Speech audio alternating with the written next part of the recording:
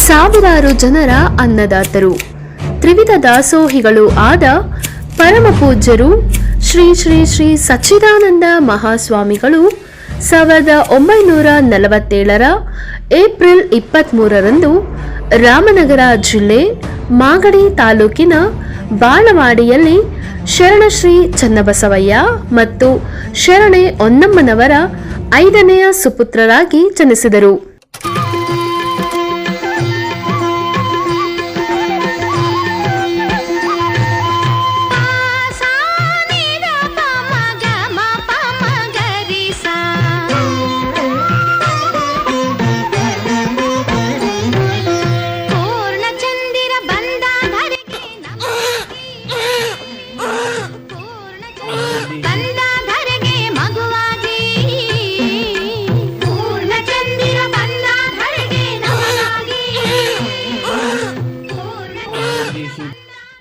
ಇವರಿಗೆ 4 ಜನ ಅಕ್ಕಂದಿರು, 2 ತಮ್ಮಂದಿರು ಹಾಗೂ ಒಬ್ಬ ತಂಗಿ ಇದ್ದರು.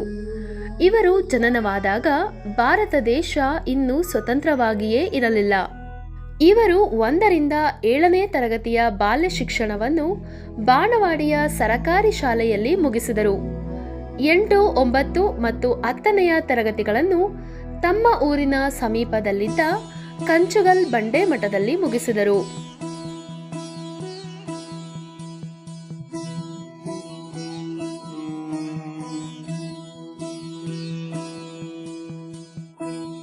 ಇವರು ತಮ್ಮ ಶಾಲೆಯ ಬಳಿ ಸುಮಾರು 10ರಿಂದ 15 ತೆಂಗಿನ ಸಸಿಗಳನ್ನು ನೆಟ್ಟು ಅವುಗಳಿಗೆ ಶಾಲೆಯ ಅಕ್ಕಪಕ್ಕದಲ್ಲಿದ್ದ ಕೆರೆಯಿಂದ ತನ್ನ ಸಹಪಾಠಿಗಳೊಂದಿಗೆ ನೀರು ತಂದು ಹಾಕಿ ಗಿಡಗಳನ್ನು ಪೋಷಿಸುವುದರ ಮೂಲಕ ಆಗಿನ ಕಾಲದಲ್ಲಿ ಪರಿಸರ ಪ್ರಜ್ಞೆಯನ್ನು ಮೆರೆದಿದ್ದರು.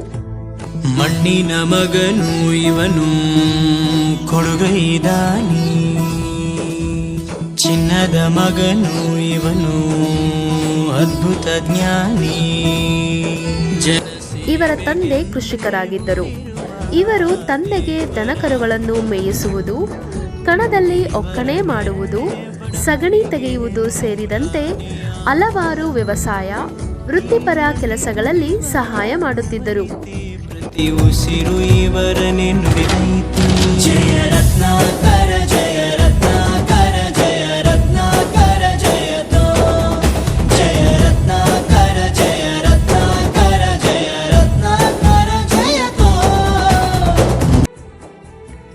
ಇವರು ಶಾಲೆಯಲ್ಲಿ ಅತ್ಯುತ್ತಮ ವಿದ್ಯಾರ್ಥಿಯಾಗಿದ್ದು, ಇವರಿಗೆ ಮಾರ್ಗದರ್ಶಕರಾಗಿ ಅವರ ಮುಖ್ಯ ಗುರುಗಳಾದ ಗಿಡ್ಡ ಬಸಪ್ಪ ಮತ್ತು ಗುರುಗಳಾದ ವೆಂಕಟಾಚಲಪತಿಯವರು ಇವರಿಗೆ ಅತ್ಯುತ್ತಮ ಶಿಕ್ಷಣ ನೀಡಿ ಬೆನ್ನು ತಟ್ಟಿದ್ದರು.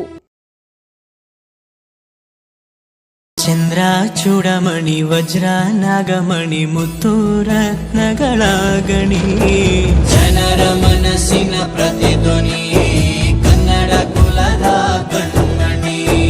ದೈವ ಗೆದ್ದ ಮುನಿ ಜೀವ ಕಾಯೋದಣಿ, ಮಣ್ಣೆ ನಿನಗೆ ಚಿರಋಣಿ. ಯಮನ ತಡೆಯೋ ರಾಜನಿ, ಧರೆಗೆ ಒಲಿದ ಸೌಭಾಗ್ಯನಿ. ಇವರಿಗೆ ಬಾಲ್ಯದಲ್ಲಿ ಧಾರ್ಮಿಕ ಶ್ರದ್ಧೆ, ಶಿವಪೂಜೆಗಳ ಬಗ್ಗೆ ಆಸಕ್ತಿ ಹೆಚ್ಚಾಗಿದ್ದು, ಇವರಿಗೆ ತಮ್ಮ ಊರಿನ ಅಕ್ಕಪಕ್ಕದಲ್ಲಿದ್ದ ಧಾರ್ಮಿಕ ಕ್ಷೇತ್ರಗಳು ಇವರ ಮೇಲೆ ಅಪಾರವಾದ ಪ್ರಭಾವ ಬೀರಿದ್ದವು. ಇವರ ಬಾಲ್ಯದ ಧಾರ್ಮಿಕ ಶ್ರದ್ಧೆಯನ್ನು ಗುರುತಿಸಿದ ಬಂಡೇಶ್ವರ ಶಿವಯೋಗಿಗಳಿಂದ ಸ್ಥಾಪನೆಯಾದ ಕೆಂಗೇರಿಯ ಏಕದಳ ಬಿಲ್ವ ಬಂಡೆ ಮಠದ ಪೀಠಾಧ್ಯಕ್ಷರಾಗಿದ್ದ ಶ್ರೀ ಶ್ರೀ ಶ್ರೀ ಹೊನ್ನಪ್ಪ ಸ್ವಾಮಿಗಳು ಇವರೇ ನಮ್ಮ ಮಠದ ಮುಂದಿನ ಉತ್ತರಾಧಿಕಾರಿ ಎಂದು ನಿರ್ಧರಿಸಿದ್ದರು.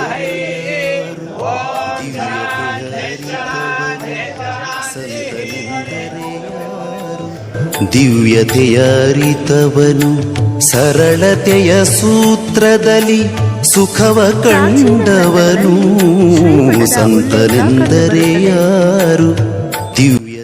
ಇವುಗಳಲ್ಲಿ 1914ರಲ್ಲಿ ಬಳ್ಳಾರಿಯಿಂದ ಪ್ರಕಟವಾಗಿರುವ ಬಸವರಾಜ ಶಾಸ್ತ್ರಿ ವಿರಚಿತ ಶ್ರೀ ಮರಿಸ್ವಾಮಿಗಳ ಜೀವಿತ ಚರಿತ್ರೆ ಎಂಬ ಗ್ರಂಥದಲ್ಲಿ ಶ್ರೀಮಠದ ಪ್ರಸ್ತಾಪವಿದೆ.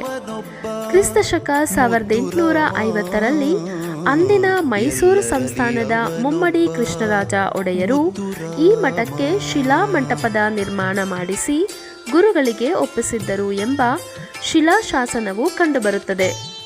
ಶ್ರೀಮಠದ ಪೀಠಾಧ್ಯಕ್ಷರಾದ ಶ್ರೀ ಶ್ರೀ ಹೊನ್ನಪ್ಪ ಸ್ವಾಮಿಗಳು ಇವರು ತಮ್ಮ ಮಠದ ಮುಂದಿನ ಉತ್ತರಾಧಿಕಾರಿಯಾಗಲು ಸೂಕ್ತ ಎಂದು ಭಾವಿಸಿದ್ದ ಶ್ರೀಗಳು ಇವರಿಗೆ ಬೆಂಗಳೂರಿನ ಬೇಲಿ ಮಠದ ಶ್ರೀ ಶಿವರುದ್ರ ಸ್ವಾಮೀಜಿಗಳ ವೇದ ಪಾಠಶಾಲೆಯಲ್ಲಿ ಉನ್ನತ ವಿದ್ಯಾಭ್ಯಾಸ ಮಾಡಿಸಿದರು. ಅನಂತರ ಈಗಿನ ಚಾಮರಾಜಪೇಟೆಯ ಪಂಪ ಮಹಾಕವಿ ರಸ್ತೆಯ ಶ್ರೀ ಜಯಚಾಮರಾಜೇಂದ್ರ ಸಂಸ್ಕೃತ ಮಹಾವಿದ್ಯಾಲಯದಲ್ಲಿ ಶಕ್ತಿ ವಿಶಿಷ್ಟಾದ್ವೈತ ಪದವಿಯಲ್ಲಿ ಪಾರಂಗತರಾದರು. ಸಂಸ್ಕೃತ ಅಭ್ಯಾಸ ಸೇರಿದಂತೆ ಉನ್ನತ ವಿದ್ಯಾಭ್ಯಾಸ ಮಾಡಿದರು. ಬಸವಾದಿ ಶಿವಶರಣರ ಕಾಲದ ಶ್ರೀ ಬಂಡೇಶ್ವರ ಶಿವಯೋಗಿಗಳು ಕಾಲವಾದ ನಂತರ ಅನೇಕ ಶಿವಶರಣರು ಈ ಮಠಕ್ಕೆ ಗುರುಗಳಾಗಿ ಹೋಗಿದ್ದರು. ಇಲ್ಲಿನ ಹಿರಿಯ ಗುರುಗಳು ಹೇಳುವಂತೆ ನೆಲಮಂಗಲದ ಪವಾಡ ಬಸವಣ್ಣ ದೇವರ ಮಠ ಹಾಗೂ ದೊಡ್ಡೇರಿಯ ಹಿರಿಯ ವಿರಕ್ತ ಮಠಗಳು ಇದೇ ಪರಂಪರೆಯಲ್ಲಿ ಬಂದಿದ್ದಾಗಿ ತಿಳಿಸಿರುತ್ತಾರೆ. 1956ರಲ್ಲಿ ಶ್ರೀ ಶ್ರೀ ಶ್ರೀ ಹೊನ್ನಪ್ಪ ಸ್ವಾಮಿಗಳು ಈ ಮಠದ ಮಠಾಧೀಶರಾಗಿ ಸ್ವೀಕಾರ ಮಾಡಿದ ನಂತರ ಮಠವು ಉತ್ತಮ ಅಭಿವೃದ್ಧಿಯ ಕಡೆ ದಾಪುಗಾಲಿಟ್ಟಿತ್ತು. ದೀನದಲಿತರಿಗೆ ಯಾವುದೇ ಜಾತಿ ಭೇದವಿಲ್ಲದೆ ಆಯುರ್ವೇದಗಳ ಉಪಚಾರ ಮಾಡುವುದು, ಬಂದ ಜನರಿಗೆ ಉಚಿತ ಊಟ ಹಾಗೂ ವಸತಿಗಳನ್ನು ಕಲ್ಪಿಸುವುದು ಇವರ ನಿತ್ಯ ಕಾಯಕವಾಗಿದ್ದವು. ಬಸವಣ್ಣನವರ ಕಾಯಕವೇ ಕೈಲಾಸ ಎಂಬಂತೆ ಯಾವಾಗಲೂ ಕಾಯಕದಲ್ಲಿ ನಿರತರಾಗಿದ್ದರು. ಇಲ್ಲಿನ ಬಾವಿಗಳಿಂದ ಕಪಿಲೆಗಳ ಮೂಲಕ ನಿರಂತರವಾಗಿ ನೀರನ್ನು ತೆಗೆಯುತ್ತಾ ವ್ಯವಸಾಯ ಮಾಡುತ್ತಿದ್ದರು ಎಂದು ತಿಳಿದುಬರುತ್ತದೆ. ಅದ್ಭುತ ಕಾಲಜ್ಞಾನವನ್ನು ಹಾಗೂ ಆಯುರ್ವೇದದಲ್ಲಿ ಅತ್ಯಂತ ನಿಪುಣರಾಗಿದ್ದ ಇವರ ಸೇವೆ ಅಷ್ಟಕ್ಕೆ ಸೀಮಿತವಾಗಿರಲಿಲ್ಲ. ಧಾರ್ಮಿಕ ಕಾರ್ಯಗಳನ್ನು ಕಾಲಕಾಲಕ್ಕೆ ನಡೆಸಿಕೊಂಡು ಬರುತ್ತಿದ್ದ ಇವರು ತಮ್ಮ ಉತ್ತರಾಧಿಕಾರಿಯಾಗಿ 1971ರ ಜೂನ್ 3ರಂದು ಗುರುವಾರ ಪ್ರಾಪ್ತ ಕಾಲ ಶುಭ ಲಗ್ನದಲ್ಲಿ ಶ್ರೀಯುತ ಸಚ್ಚಿದಾನಂದರನ್ನು ಶ್ರೀಮಠದ ಉತ್ತರಾಧಿಕಾರಿಯಾಗಿ ನೇಮಿಸಿದರು. ತದನಂತರ ಶ್ರೀಯುತರು ಶ್ರೀ ಶ್ರೀ ಶ್ರೀ ಸಚ್ಚಿದಾನಂದ ಮಹಾಸ್ವಾಮಿಗಳು ಎಂಬ ನಾಮಧೇಯದಿಂದ ಈ ಮಠದ ಉತ್ತರಾಧಿಕಾರಿಯಾದರು. 1976ರ ಜೂನ್ 17ರಂದು ಚರಮೂರ್ತಿ ಶ್ರೀ ಶ್ರೀ ಶ್ರೀ ಹೊನ್ನಪ್ಪ ಸ್ವಾಮಿಗಳು ತಮ್ಮ 85ನೆಯ ವರ್ಷದಲ್ಲಿ ಲಿಂಗೈಕ್ಯರಾದ ನಂತರ ಈ ಮಠದ ಹಿರಿಯ ಶ್ರೀಗಳಾದರು.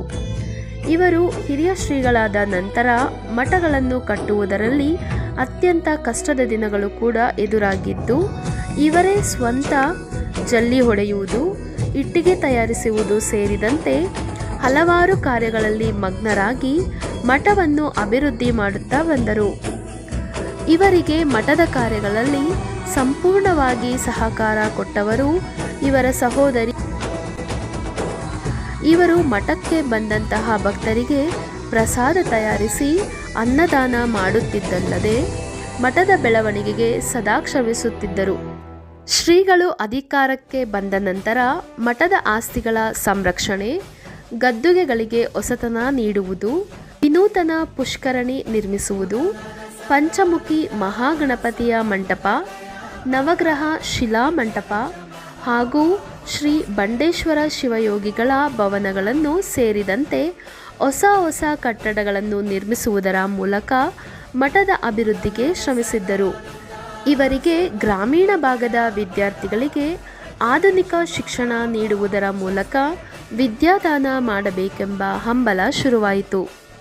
ಶೈಕ್ಷಣಿಕ ಕ್ಷೇತ್ರದಲ್ಲಿ ಕ್ರಾಂತಿಯನ್ನೇ ಮಾಡಿದ ಸಿದ್ಧಗಂಗೆ ಶ್ರೀಗಳಾಗಿದ್ದ ಶ್ರೀ ಶ್ರೀ ಶ್ರೀ ಶಿವಕುಮಾರ ಸ್ವಾಮಿಗಳ ಪ್ರಭಾವವು ಇವರ ಮೇಲೆ ಬೀರಿತ್ತು. ಇವರಿಂದ ಪ್ರೇರಿತರಾದ ಶ್ರೀಗಳು 1974ರಲ್ಲಿ ಬಂಡೇಶ್ವರ ಎಜುಕೇಷನ್ ಸೊಸೈಟಿಯನ್ನು ಸ್ಥಾಪಿಸಿ ಮಠದ ಕೇಂದ್ರ ಸ್ಥಾನವಾದ ಅಂದರೆ ಬಂಡೇಮಠ, ಗುಡೆಮಾರನಹಳ್ಳಿ ಹಾಗೂ ಇಂದು ನಾವು ನೀವು ನೆರೆದಿರುವ ಈ ಪುಣ್ಯಭೂಮಿ ಮಾಗಡಿಯಲ್ಲಿ SBS ವಿದ್ಯಾಸಂಸ್ಥೆಗಳನ್ನು ಸ್ಥಾಪಿಸುವುದರ ಮೂಲಕ ನೂರಾರು ಶಿಕ್ಷಕರಿಗೆ ಜೀವನ ಕಲ್ಪಿಸುವುದರ ಜೊತೆಗೆ ಲಕ್ಷಾಂತರ ವಿದ್ಯಾರ್ಥಿಗಳಿಗೆ ವಿದ್ಯಾದಾನವನ್ನು ಮಾಡುತ್ತಿದ್ದಾರೆ. ಮಣ್ಣಿನ ಮಗನು ಇವನು ಕೊಡಗೈದಾನಿ ಚಿನ್ನದ ಮಗನು ಇವನು ಅದ್ಭುತ ಜ್ಞಾನಿ.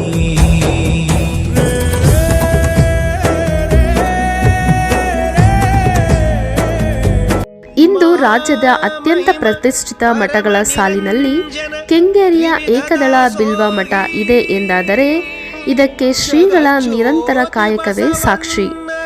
ಪೂಜ್ಯರು 75 ವಸಂತಗಳನ್ನು ದಾಟಿದರೂ ಕುಳಿತು ಉಪಚಾರಗಳನ್ನು ಪಡೆಯಬೇಕಾದ ವಯಸ್ಸು ಇವರದಾದರೂ ವಿಶ್ರಾಂತಿಗೆ ದೂರ ಉಳಿದು ವಯಸ್ಕರನ್ನು ಮೀರಿಸುವ ಕ್ರಿಯಾಶೀಲ ಬದುಕು ಇವರದಾಗಿದೆ.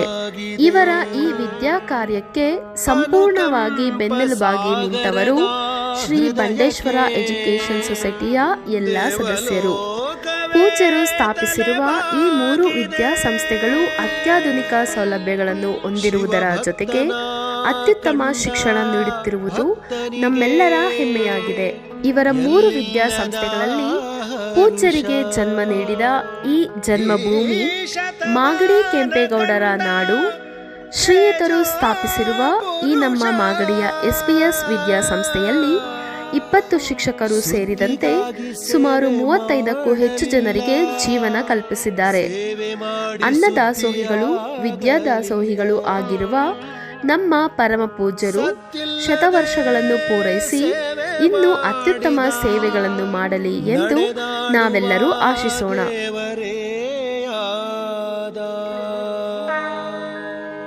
ಕಾಯಕವೇ ಕೈಲಾಸ ಅಂದರೂ ಬಸವ, ಅದರಂತೆ ನಡೆದರೂ ನಡೆದಾಡೋ ದೈವ. ಕಾಯಕವೇ ಕೈಲಾಸ ಅಂದರೂ ಬಸವ, ಅದರಂತೆ ನಡೆದರೂ ನಡೆದಾಡೋ ದೈವ. ಸಿದ್ಧಗಂಗಾ ಕ್ಷೇತ್ರವೇ ಪೂಜ್ಯರ ಉಸಿರು, ಪ್ರತಿ ಕಲ್ಲು ಹೇಳುತ್ತಿವೆ ಬುದ್ಧಿಯ ಹೆಸರು. ಸಿದ್ಧಗಂಗಾ ಕ್ಷೇತ್ರವೇ ಪೂಜ್ಯರ ಉಸಿರು, ಪ್ರತಿ ಕಲ್ಲು ಹೇಳುತ್ತಿವೆ ಬುದ್ಧಿಯ ಹೆಸರು. ಕಾಯಕವೇ ಕೈಲಾಸ ಅಂದರೂ ಬಸವ, ಅದರಂತೆ ನಡೆದರೂ ನಡೆದಾಡೋ ದೈವ. ಕಾಯಕವೇ ಕೈಲಾಸ ಅಂದರೂ ಬಸವ, ಅದರಂತೆ ನಡೆದರೂ ನಡೆದಾಡೋ ದೈವ.